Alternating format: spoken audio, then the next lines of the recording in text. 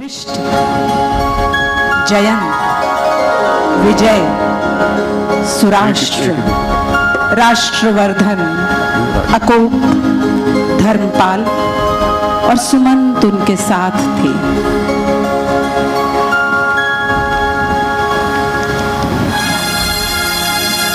मेरे मंत्री परिषद के समस्त मंत्रियों, आप सब मंत्री तत्व को भली भांति जानने वाले हैं। आप किसी भी व्यक्ति की बाहरी चेष्टाओं को देखकर उसके मन की अवस्था को भांप लेते हैं। आप सबको अपना मंत्री पाकर मैं धन्य हुआ। कौशलराज, जय जीव जय कौशल्या। समस्त अयोध्या की प्रजा आप जैसे राजा को पाकर अपने आप को धन्य मानती है कि महाराज आप प्रजा की सुरक्षा के लिए तत्पर रहते हैं। महाराज, हम उनके सदैव साथ रहते हैं, इसीलिए हमारी प्रजा अनंत पूर्वक अयोध्या में निवास करती है। और ये सब आप लोगों के कारण ही संभव हो पा रहा है, क्योंकि आप सब अपने अपने कार्य के प्रति कटिबद्ध और नीति निपुण हैं। प्रणाम महाराज। प्रजा वर्ग का पालन, दूरदृष्टि, वस्तुओं का संग्रह, यही सब बातें हमारी अयोध्या को दूसरे राज्यों से अलग करती है महाराज। महाराज, इंद्र जैसे अमरावती पुरी का पालन करते हैं, आप वैसे ही अयोध्या का धर्म और न्याय के बल पर राष्ट्र की वृद्धि की बात करते हैं। हमारी अयोध्या में हर प्रकार की कलाओं का निवास है। यहाँ कई नाट्य मंडलियां हैं जो नाट्य प्रस्तुतियां करती हैं। हमारी अयोध्या नगरी, जिसे हमारे पूर्वज मनु महाराज ने सरयू नदी के किनारे बनाया और बसाया था, हमारे अन्य पूर्वज मनु, इक्ष्वाकु, मानधाता, दिलीप, हरिश्चंद्र सभी ने प्रजा को अयोध्या को संपूर्ण बनाने में अपना अपना योगदान दिया। जब से मेरे पिता महाराज श्री अज ने मुझे अयोध्या का कार्यभार सौंपा है, तब से मैं अभी इसके विस्तार की योजना में लगातार प्रयासरत हूं। अनेक राज्यों को हमने अपने अधीन किया, कईयों को विजित किया। बस अब प्रतीत होता है कि एक दो राज्य और हैं, यदि उसे भी जय कर ले या किसी तरह उनसे संबंध बनाए। परंतु महाराज, आपने बिल्कुल सही कहा। अभी एक राज्य स्वतंत्र है जो हमारी बराबरी करता है। अब अगला लक्ष्य वो होना चाहिए। कौन सा राज्य है? वो है केकई प्रदेश, जिसके महाराज हैं अश्वपति। और सुना है कि उनकी एक कन्या बहुत ही सुंदर और गुणवान है। जी महाराज, जिस प्रकार आपने कौशलपति भानु जी की पुत्री कौशल्या से विवाह कर कौशल प्रदेश से दृढ़ संबंध स्थापित किए, उसी प्रकार केकई राज्य से भी आप संबंध स्थापित कर सकते हैं। हाँ, हमारे अन्य परिजनों ने भी कई बार इस प्रकार के विवाह संबंध बनाकर अपने अपने राज्य का विस्तार किया है, और ये नीति उचित भी है। जी, हम आपके कथन से सहमत हैं महाराज। उनकी पुत्री आखेट और युद्ध में भी महारत हासिल कर चुकी हैं। तो फिर हमारा अगला लक्ष्य है कैकेयपुर। जैसी आज्ञा। महाराज दशरथ की जय। महाराज दशरथ की जय। महाराज दशरथ की जय।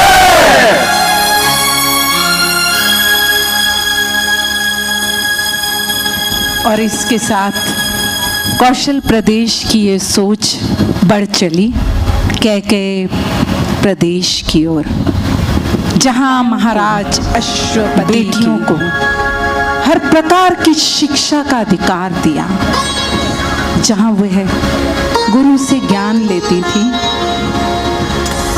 वहीं शस्त्र ज्ञान ले वीरता की परिचायक बनती थी।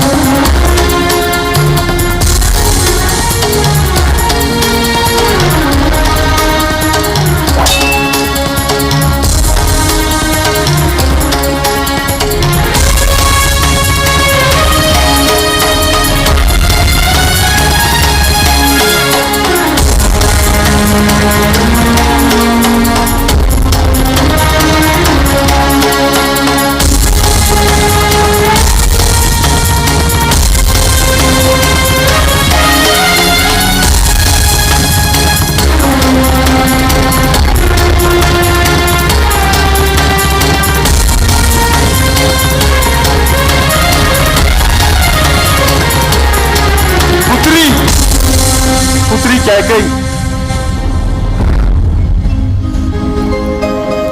सुंदर और जी पिताजी। पुत्री, मुझे तुमसे कोई विशेष चर्चा करनी है। आप किस आवश्यक चर्चा की बात कर रहे हैं? पुत्री, जैसा कि तुम्हें ज्ञात है कि हमारे यहाँ महाराज दशरथ पधारे हैं और वो अपने साथ एक प्रस्ताव लेकर आए हैं। अभी अतिथि गृह में विश्राम कर रहे हैं। तो इसमें मैं क्या कर सकती हूँ पिताजी? इसमें तो आपके मंत्री ही आपका साथ दे सकते हैं। पुत्री, वो तेरे लिए विवाह का प्रस्ताव लेकर आए हैं। क्या? हाँ, और इस विषय में मुझे तुम्हारी सहायता चाहिए कि उन्हें क्या उत्तर दिया जाए। तो आपने क्या सोचा है पिताजी? पुत्री, इस विषय में मैंने कुछ भी नहीं सोचा। इसमें तुझे ही निर्णय लेना होगा। पिताजी, निर्णय तो आप ही को लेना होगा। बहुत बड़ा निर्णय है ये, और जो भी आप पुत्री के लिए सोचेंगे वो उचित होगा। पुत्री, वैसे महाराज दशरथ तो हर प्रकार से योग्य हैं और कैकेयी देश के संबंध कौशल देश से मित्रतापूर्ण है, किंतु उनकी आयु तुमसे कहीं अधिक है। कितनी अधिक पिताजी? पुत्री, वो लगभग 42 वर्ष के हैं। पिताजी, महाराज दशरथ जैसे योद्धा तो 60 वर्ष में भी बूढ़े नहीं होते, और आप कह रहे हैं कि वे बस 42 वर्ष के हैं। एक बार पुनः विचार कर ले, कल तक का समय है तेरे पास। पिताजी, मैंने विचार कर लिया है। किंतु उनकी आयु? पिताजी, पुरुष की आयु नहीं, उनका सामर्थ्य महत्वपूर्ण होता है, और जहां तक मैं जानती हूँ वो महाराज दशरथ में बहुत है। तो इसका तात्पर्य ये कि तुम्हें ये प्रस्ताव स्वीकार है? जी पिताजी, कौशल आर्यवर्त का सबसे शक्तिशाली साम्राज्य है, भला उसकी महारानी बनना किसे स्वीकार नहीं होगा।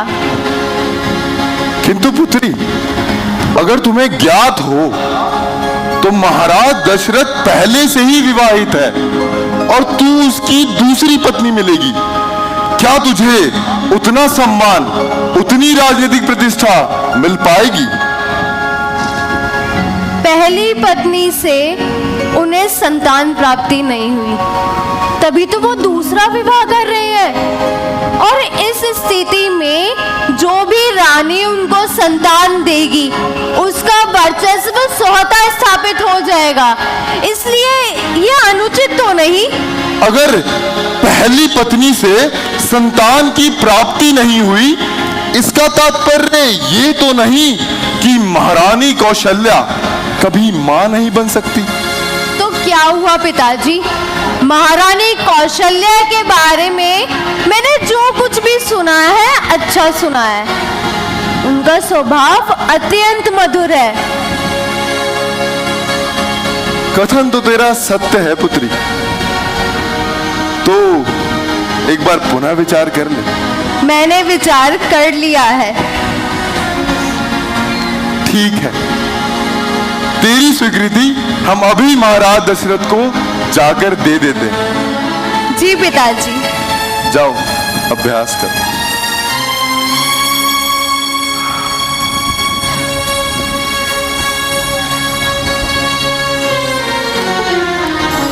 महाराज अश्वपति अपने महल में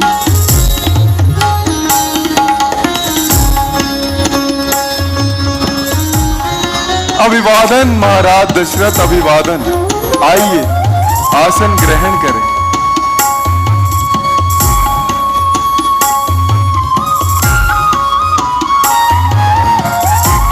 कहिए महाराज अश्वपति। महाराज तो हैं आप। हमने आपके प्रस्ताव के विषय में कैकई से मंत्रणा की। तो क्या हुआ? उसने अपनी सहमति प्रदान कर दी? कैकई ने अपनी स्वीकृति तो दे दी है, और आपको तो पहले से विदित है जिस प्रकार मेरी पुत्री कैकई युद्ध कौशल में प्रवीण है, उतनी बुद्धि में भी उसको मनाना मेरे लिए एक अत्यंत कठिन कार्य है।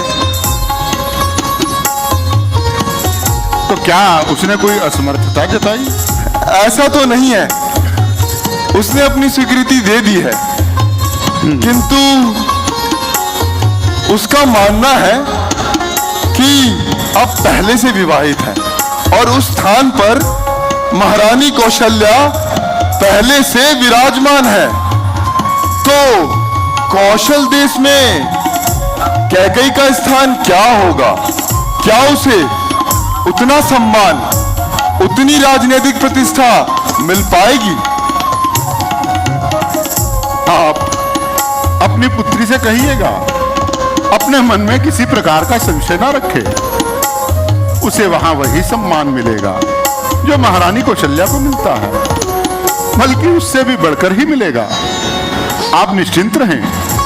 महाराज दशरथ, इस सूत्र में मेरा अनुबंध रहेगा कि मेरी पुत्री कैकई से उत्पन्न पुत्र ही अयोध्या का उत्तराधिकारी होगा। अगर आपको यह प्रस्ताव स्वीकार है तो निर्णय आप पर ही है।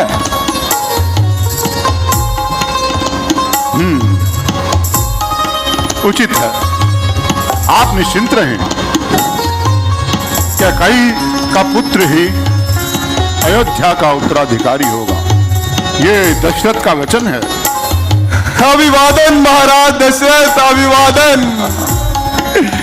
अभिवादन महाराज दशरथ, अभिवादन।